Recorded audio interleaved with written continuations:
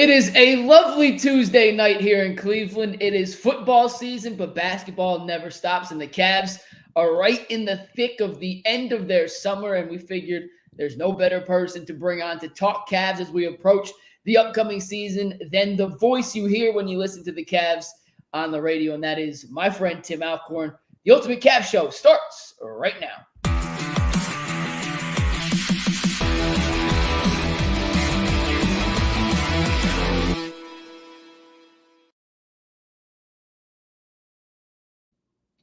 And there he is. It is Tim Alcorn joining us now. He is in Springfield, Massachusetts, about to check out the Pro Basketball Hall of Fame tomorrow in an arena that I've played in before. And Tim, we were just sharing some stories of the Northeast before we went live. It's a really cool experience if you've never been before, and for a basketball junkie like yourself. You're going to be in heaven tomorrow, and you'll have a really good time checking out all the cool pieces of history that they have assembled in Springfield. And for anyone who hasn't been there, definitely worth a day trip or a weekend trip. So, yeah, I'm looking forward to it. First of all, thanks for having me. I really admire your work. You do a fabulous job. So I appreciate you having me join you. But yeah, even though I grew up in New England, I've never been to the Basketball Hall of Fame. And considering I work for an organization that is a part of that and somewhat draw my paycheck from the league, I figured I ought to hit here once before I go. So looking forward to the trip. I've heard it's an amazing experience to go through the Basketball Hall of Fame. So looking forward to that. I can't wait to hear what stories you incorporate into the broadcast that you take out of this Hall of Fame trip. What little nuggets you're going to get from the halls in Springfield that we will then hear on our radios or through whatever streaming app you listen to now. Tim, how much is that, before we hop into this real Cavs stuff, how much has the streaming changed the way you guys approach your job as, radio broadcast, but now there's so many different apps where you can get the radio calls without actually tuning in your FM and AM radio to the broadcast? Oh, it's amazing. I mean, it has changed the entire media landscape, not just NBA play-by-play. It's phenomenal. We do some shout-outs during the course of the ball game and take text messages and so forth. And they're all over the country, all over the world.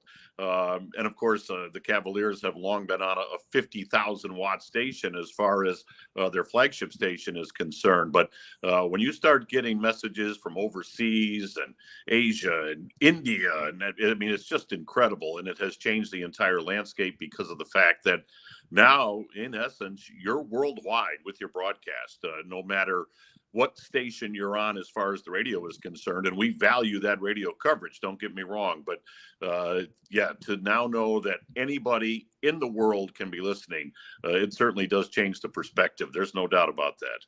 It is the power of this thing right here. Yes. It's the most beautiful piece of technology ever, and it can also drive you absolutely crazy at any given time. Here on UCSS, same premise. You can get on YouTube from every crevice of this planet, and whenever I get the analytics report month by month or quarter by quarter, and I see people and decent chunks of people listening in we have an Indian population or a group of Cleveland fans in India that tune in every day. Right. We have Nigeria.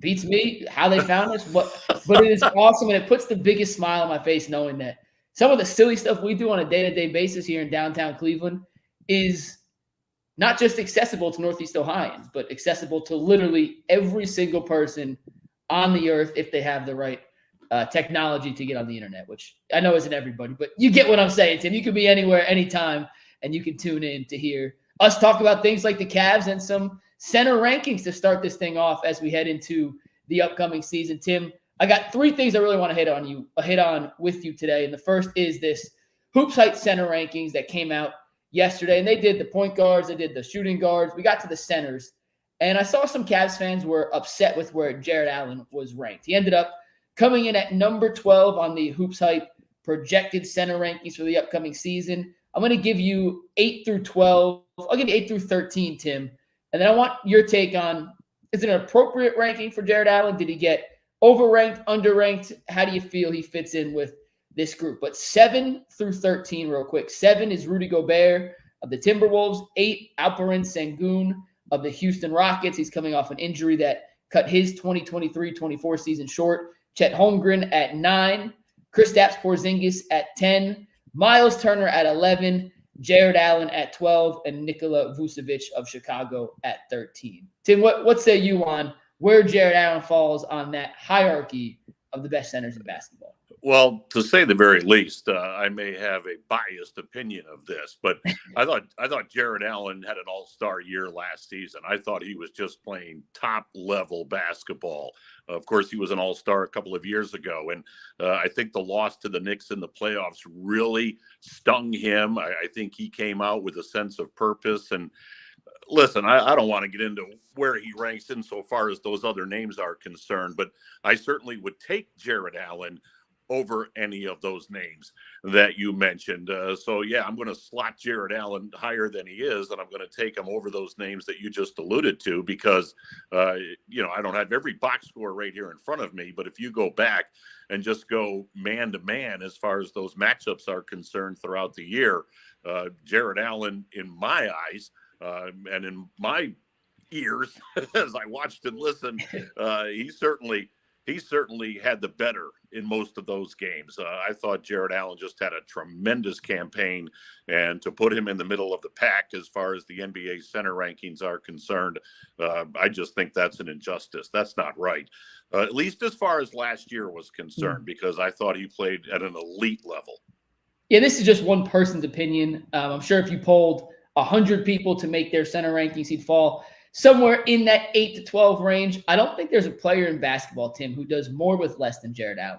The Cavs don't run essentially any sets for him. He's kind of the garbage man on offense, but he's really good in a pick and roll. He's a better passer than he gets credit for. He still doesn't have a jump shot per se, but he is uber efficient anywhere around the paint. Even if it doesn't look good, it's probably going in. I mean, his shooting percentages over his career have been close to 60, if not above 60.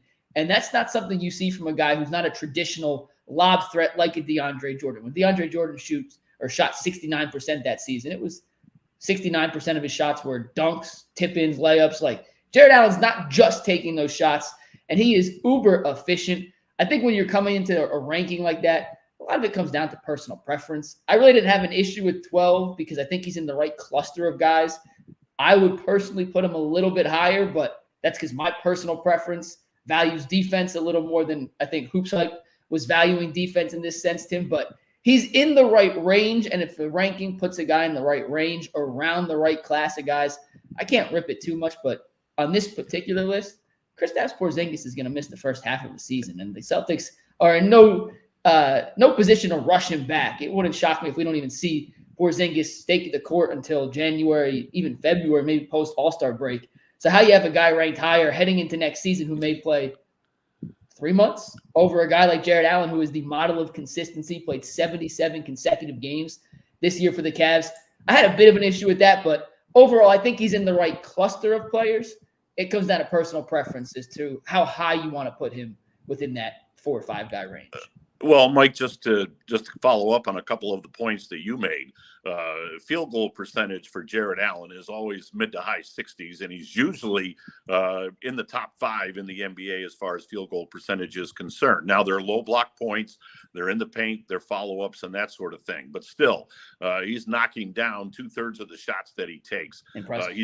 He's a defensive force as far as the Cavaliers are concerned. I know Evan Mobley gets a lot of credit, as he should. He's an elite defender. But in my view, the key to the Cavaliers defensively is Jarrett Allen. Everything revolves around Jarrett Allen in the middle. Yes, Evan is elite, and obviously as an all-first-team defensive player a couple of years ago. But the key to the Cavs defense, at least the past couple of years, has been Jarrett Allen. So when you got a guy that, as you said, can pick and roll, can play defense at an elite level, can knock down shots, come on, Mike, at least top 10. At least put him in the top 10. I do. I have, like I said, in the upper echelon. And Tim, you and I, we could probably go 3 hours if we really wanted to. The fulcrum of the Cavs defense is Jarrett Allen. And I don't think he gets enough credit for what he allows Evan Mobley to do. And I go back to the Milwaukee defense. Giannis is incredible. He's an alien. He's a freak of nature. And even if Brook Lopez didn't exist, Giannis would be an all-NBA caliber defensive player. What makes Giannis so scary is they have a true rim protector in Brook Lopez who blocks a ton of shots in his own right, which allows Giannis to be the free safety roamer There you And go. just clean up all the trash when you're not paying attention because you're focused on trying to get a shot up over a 7'2" Brook Lopez. It's the same model the Cavs use, except swap Mobley for Giannis and Allen for Brook Lopez. And what makes Evan Mobley so effective on these weak side blocks is you're trying to get it over Jarrett Allen, who's a darn good shot blocker in his own right. And those two work so well together defensively. Offensively, I hope Kenny Atkinson can unlock the next level, create some more space.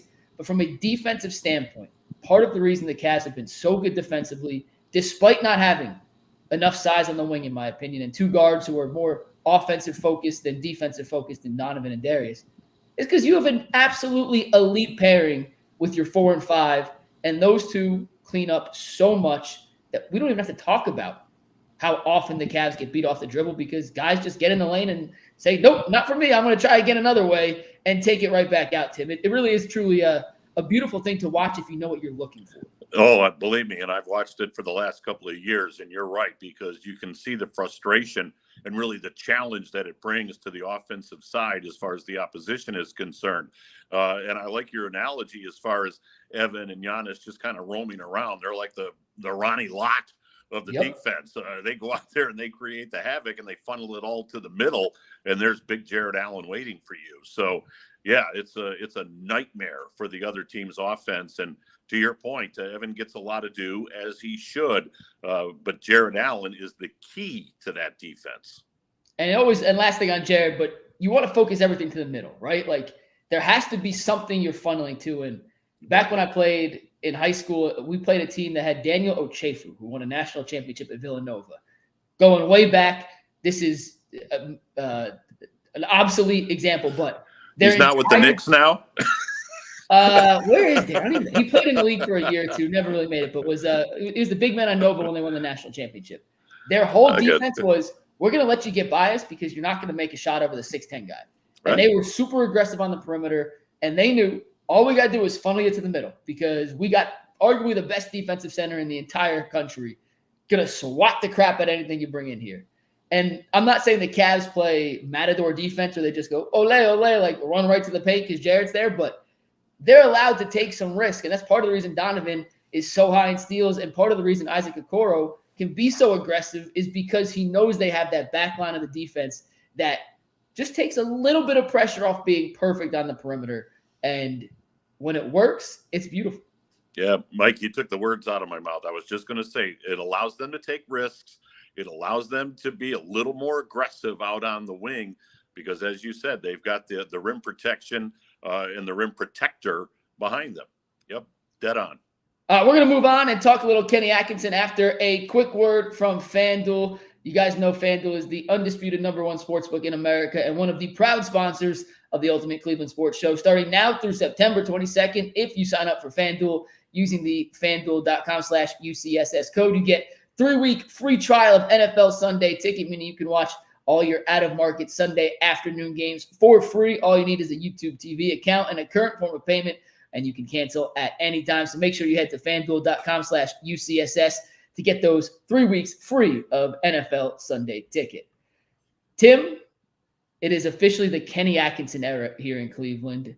JB Bickerstaff, he did some really good things here in Cleveland, but it was time for a change, and the Cavs went out, targeted Kenny Atkinson as the right man to right the ship and bring a new offensive vision to the roster. I'm not sure how much you've gotten a chance to speak with Kenny or kind of dive into what Kenny likes to do offensively, but Tim, kind of big picture, and then we'll narrow it down.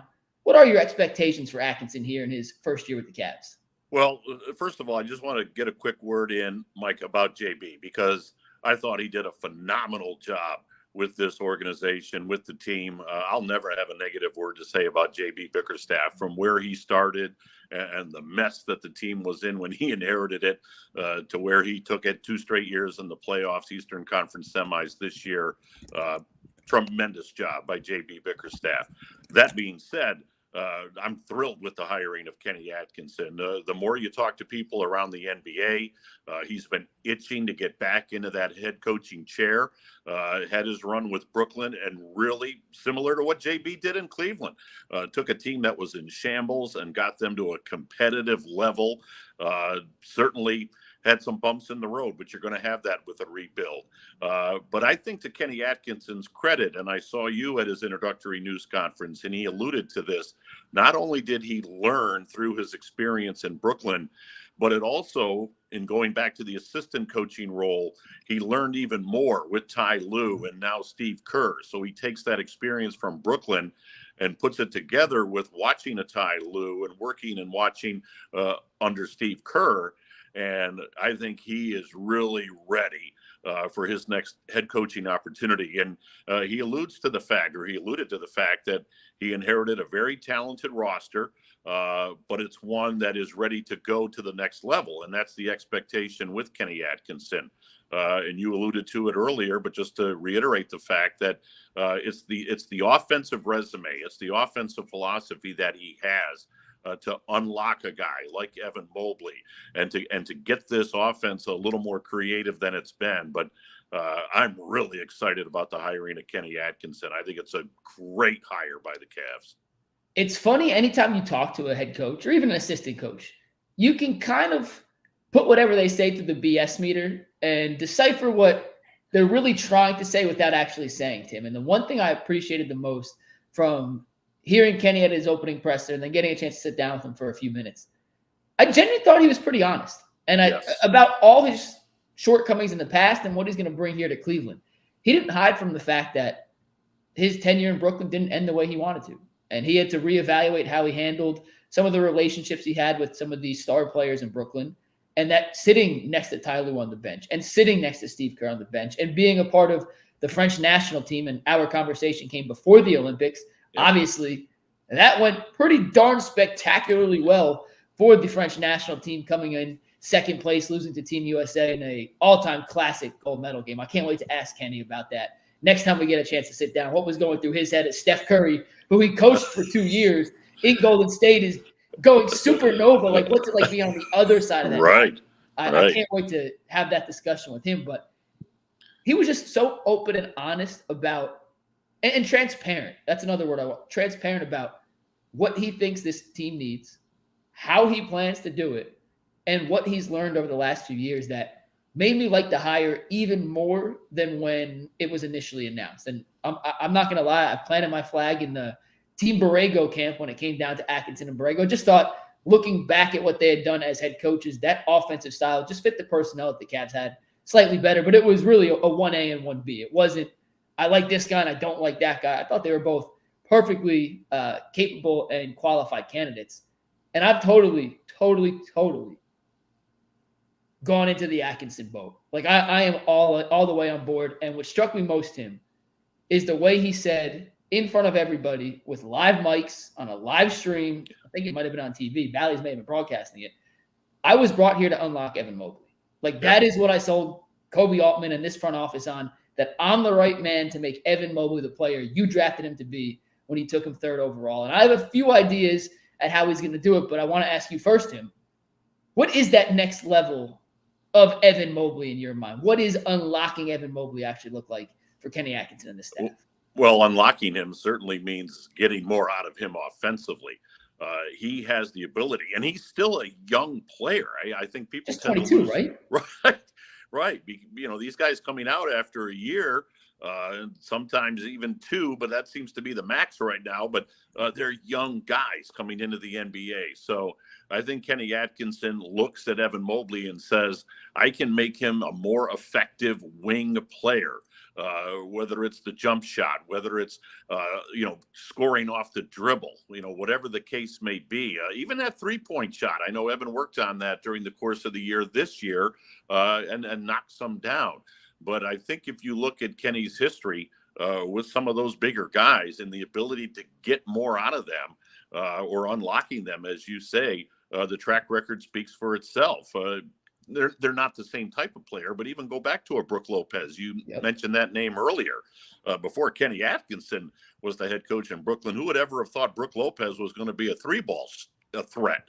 Well, all of a sudden, this guy's knocking down 3 balls, not quite to the Steph Curry level, but he knocks them down pretty consistently. So that's the type of thing I think Kenny Atkinson's really going to work with Evan Mobley. He is athletic. So he's got to work with them on scoring off the dribble and creating space for himself on the wing to knock down jump shots and step back behind the arc. Because if Evan Mobley becomes an offensive force, like I think everybody thinks he can be, he will be unstoppable. He'll be lethal. And as much as the Donovan Mitchell re-signing and Jarrett Allen continuing with his extension, that's important. Don't get me wrong. But if the Cavaliers get to the next level, get to that Eastern Conference Finals, NBA Finals level, it will be because of Evan Mobley's ascension. I could not agree with you more, Tim. Real quick on Brook Lopez. In his first 1, 2, 3, 4, 5, 6, in his first 8 seasons, Tim, he made 3 threes total. Like 3. 1, 2, 3. Since then, he has made over 100 threes in 6 of the 8 seasons. In the one season he didn't make it when he played significant games, he had 95. And then he was injured for most of 21-22. He only had 19. But he made 134 threes under Kenny Atkinson his first year together. There you go. Up from 2. He made 2 the year before, and then he made 134. I don't think it's fair to expect that in any realm from Evan Mobley. Like, he's a better shooter than Brook Lopez was prior to Kenny Atkinson. He wasn't just making 2 threes. I think 134 is probably an unrealistic number. I don't think he'll get that volume either. Like, I think it'll be hard for him to get the volume to make that. But what unlocking Evan Mobley means to me, and it involves shooting threes. It involves helping him be more aggressive off the dribble. It involves him being a facilitator from the high post and running offense through him to open up things for Darius and Donovan, as opposed to always being guards opening up sets for the big men. But most importantly, most importantly, it's aggression for me. And it has to get to a point, as you alluded to, if the Cavs are going to reach that ultimate goal, Eastern Conference Finals championship, competing with the Celtics for more than a 5-game series in a legitimate capacity, Evan Mobley has to be an offensive threat that the other team worries about every possession. It can't be a guy who just floats in and out, and every once in a while you get this 30-point game and he follows it up with 2 for 6, 7 points.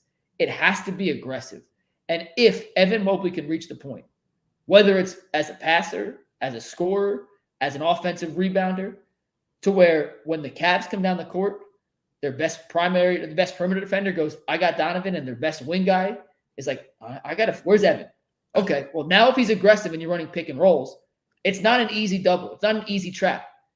And now they're rotating over to help Mobley because Mobley's more of a threat. Well, now you got Max Strus standing wide open in the corner, and that opens up so much more for the Cavs offense. And I'm hoping Atkinson, and I'm hoping that he emphasizes this early. And if it has to sacrifice a regular season win or two to get Evan in the flow and the mindset of, we need you to be aggressive from the get-go, I'm okay with going 51 and whatever that number is, as opposed to 53 and whatever that number is, because for the Cavs to reach their ultimate goal, it has to be on Evan Mobley taking that next step and being that third, and frankly second is ideally the scenario, offensive option to where teams kind of fear him when he has the ball. When Evan has the ball, it can't be, all right, let's sag off and make sure we don't leave Donovan or Darius or Max wide open. We got to get up, because if we sag off, he can make that jumper. If we're uptight, he can beat us off the dribble, start a dribble handoff action, initiate some sort of pick and roll. And now if we're helping too much on the perimeter and we cut back door, Evan Mobley's throwing that one-handed bounce pass on a dime, because I think his most underrated offensive skills is passing, and we just didn't see it enough last year. No, I think you're incredibly accurate with that analysis, because Evan Mobley has the ability to do these things. I think the Cavaliers truly believe that, and I think that was the key as far as hiring Kenny Atkinson. Pardon the pun, the key to unlock that potential that Evan Mobley has. And so, to your point, if he becomes that offensive force, the Cavaliers then become lethal at the offensive end, because, as you alluded to, for the defense, it becomes pick your poison. But listen, the Cavs' upcoming season, the 24-25 season, and I don't pretend to speak for Kobe or Mike Gansey, that, listen, they'll put it out there, I'm sure, on media day, but it's not about wins and losses, whether it's 48, 50, 53. It's about next level. It's about April and May and maybe even June basketball. That's what this season will be about. It's not about how many wins or even what the seeding will be. Obviously, you want home court, but it's going to be about how much further do we go? Do we take that next step? I could not say it better, Tim. Regular season wins, 50-win seasons are great. You don't hang banners for 50-win seasons. I was in Rocket Mortgage Fieldhouse the other day, and I looked up. I didn't see a single 50-win banner. I saw championship banners. I saw Eastern Conference Finals banners. I did not see a 50-win regular season banner, and unless they want to start hanging those. And if that is what Kobe Altman and company want to start doing, then we'll change our expectations. But until then, Tim, this team needs to operate at a championship mode level because you just got Donovan to resign. Next year, all these contract extensions kick in. This is the time to be aggressive and go make that championship push. Well, that was a huge win for the organization, and it showed their commitment. It's a relentless commitment to getting deeper into the playoffs, to getting to an NBA championship level. And there may be a couple of hiccups or bumps in the road. You use whatever analogy you want getting there, but that's the quest. And they knew Donovan Mitchell was going to have to be a key part of that and get him to buy into that. And with the re-signing, they've accomplished that goal. Now it's Kenny Atkinson. Listen, he's got pressure on him. He understands that, but now it's Kenny Atkinson's job to take the roster, because there really hasn't been any changes, take that roster and get it to that next level so that you're playing in the Eastern Conference Finals or the NBA Finals. That's a perfect segue to our last topic. If you guys missed the big announcement on UCSS today, we added Dustin Fox to the rotation. He's joining us every Tuesday and Wednesday during football season. Bull and Fox reunited again, so if you missed his debut show today, you're in luck because he's back tomorrow. So make sure you tune into the Ultimate Cleveland Sports Show at 11. Dustin Fox, now part of the game. I did arena football with Dustin Fox. I told him I was doing this tonight, and he said, me and Tim did, he said a Guardians game, and Bull's like, you've never Gladiators, game. Trust me. And he goes, oh, you're right, Gladiators. Sorry. Yeah, had a great time with Dustin. That's an awesome addition for you guys. Yeah, him and Tyvis on Tuesdays. We have double NFL defensive backs breaking down the upcoming matchup. So we are very, very excited.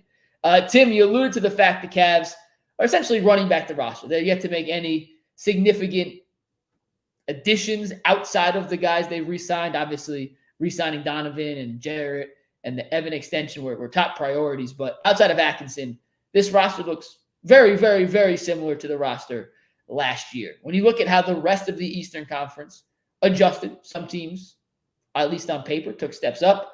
Other teams may have taken a slight step back. Where do you think the Cavs kind of stack up among the Eastern Conference right now after all these offseason moves back and forth? Well, again, the Eastern Conference, just like last year, Mike, is just going to be a slugfest. I mean, game in and game out, when two Eastern Conference teams are matched up against one another, it's going to be a brawl. And I would foresee the Cavs again being in the top four. Listen, Boston won the NBA championship. You alluded to the fact that Porzingis is going to be out of action for a while, but they thrived without him. When you've got Tatum and Brown and right on down the line, Boston would be considered the favorite. The Knicks certainly made big strides, and now with the addition of Mikal Bridges, they've certainly gotten better. Although I do think the loss of Isaiah Hartenstein is really going to impact that team. There's no doubt about it. He's a Tom Thibodeau type of player, but the Knicks are certainly going to be in the hunt. Philly with the addition of Paul George. Now you've got that third guy to run with Embiid and Maxey. People tend to forget about Indiana. Here they are in the Eastern Conference Finals last year. They made huge strides. Orlando pushes the Cavs to 7 games. They make offseason moves with Caldwell Pope. So this is going to be a real rugged Eastern Conference. But I think the Cavs truly believe that maybe a tinker here or there, but for the most part, this roster has the ability to compete against those other teams and basically give themselves a shot in a playoff matchup against any of those teams. So it's going to be interesting. There's no doubt. I don't think the Cavs leapfrogged anybody, but I don't think anybody is head and shoulders above the Cavaliers. I really don't. My favorite NBA storyline to watch this upcoming season is Tom Thibodeau versus Mikal Bridges' consecutive regular season game streak. Will he play Mikal Bridges 49 minutes a game? And yes, I know there's only 48. I said that intentionally. To see if he can break that streak, because in Thibodeau's mind, that is unacceptable. It means you're not playing hard enough. I can't wait to see how that pairing goes, even though on paper it makes perfect sense. Yeah, I mean, he just adds another dimension to the Knicks. And again, with a Tom Thibodeau coach team, it's going to be hard-nosed, it's going to be defense and so forth. But Mikal Bridges is one of those guys that he can score. And so now you pair him with a Brunson and with Randall coming back. I mean, you're going to have some firepower in that Knick lineup. There's no doubt. When I look at the Eastern Conference, I still think the Celtics are in a tier of their own. And I'd probably say they're in a tier of their own in the NBA. It goes Boston and then everyone else. And in that second tier, obviously you have the Knicks, the Sixers. I think the Bucks are going to have a much better season with the full year of Doc Rivers and the certainty of Damian Lillard knowing where he's going to play coming into the year. The Cavs are right in that conversation. They might be. I left out the Bucks. You're right. I left out the Bucks. Yeah. Yeah. And the Cavs, when you look at those, and then you obviously have Indiana and Orlando. There are 7 legitimate teams. There's going to be a really good team in the Eastern Conference in the playing game this year because only 6 teams can avoid it. And there are 7 really good teams in the Eastern Conference. But I think the Cavs, when we look at this now, and obviously a lot will change once we get some real data points from the season. I have a feeling the Cavs roster today will not look like their roster come the first game of the playoffs. I think they want to see how this all meshes together with Kenny Atkinson. I'm not reporting this. This is me speculating. I think they're going to see how some of these pieces mesh together and then kind of push their chips in via some sort of trade, maybe with Karis LeVert as the primary piece. Maybe it's a Niang to upgrade one of the wing spots for some more size, length, and defensive ability come towards the trade deadline. And I just don't think the right package was available this offseason, or Kobe Altman could have made a move. They don't have a ton of assets to trade. So I'm not talking about going and getting the best name on the market or going to get some big name thing, but I just have a gut feeling the Cavs are content rolling it back and seeing how it goes. And if it's not off to a blazing start, Tim, they understand what's at stake. Let's shake some things up before the playoffs. I think that's a very reasonable analysis on your part. And Kobe has always been one that if there's an opportunity at the trade deadline to improve the basketball team, he's going to do that. But I agree with you. Let's see how Kenny Atkinson's system takes shape with this team. And it may be a bumpy start. Listen, no team comes out of the gate with a new head coach clicking on all 8 cylinders. So, but yeah, as you get into January and February, you're going to know enough about this basketball team that if something is there at the trade deadline to take them just another step, Kobe won't be bashful about that. He never has been. And we're going to get a chance to see if Atkinson's offensive system can create enough space to allow Jarrett and Evan to play simultaneously together. If Darius bounces back from what was a down 24 season and hopefully get back to the all-star form we saw. I actually don't have a ton of doubt that Darius will be much better this year than he was last year. No matter how bad the numbers showed, he still wasn't that bad. And he just didn't play well. Like the eye test, the numbers, I know he had some personal stuff going on. The jaw thing certainly impacted a lot. Tim, are you in the same boat? I'm fully expecting a bounce back DG year. I am absolutely in the same boat. Listen, when you can't eat a solid food for 6 weeks, that's going to impact you. And that's going to impact you even when you return to playing because you've got to get back into playing shape. You've got to put the weight back on. That really impacted him. And as you alluded to, some personal things as well. So mentally, it was a tough year for him. Physically, that broken jaw really impacted him as far as coming back from that and the confidence of that. So I do expect a bounce back season from DG. I really do. And again, with an offense that Kenny Atkinson is going to run, I think DG will thrive in that. And he came back at the exact time the NBA told referees to stop blowing their whistle, which allowed for more physicality. And DG, even with those 12 pounds, he's not built like a brick house. He's more slight of frame, an undersized point guard in today's day and age. Yes. And when he was scared of contact, at least that was how I viewed it, his floaters, he was going to more floaters than trying to actually get to the cup, which as someone who does the same thing, because I hate getting swatted, and I also played like that, I think I have a decent feel of what he was going through. it was the worst possible storm for DG to come back, and it just didn't come together the way the Cavs needed it to last year. But he's had a track record of being a much better player than we saw last season. Absolutely. And it's not making it doesn't excuse the way he played, but I'm also not writing him off, if that makes sense. No, I used to work for somebody that said, never give me an excuse, but if you can give me a reason, I can live with that. I like that. I'm stealing that. I'm stealing absolutely that. And so, there were some reasons that things happened.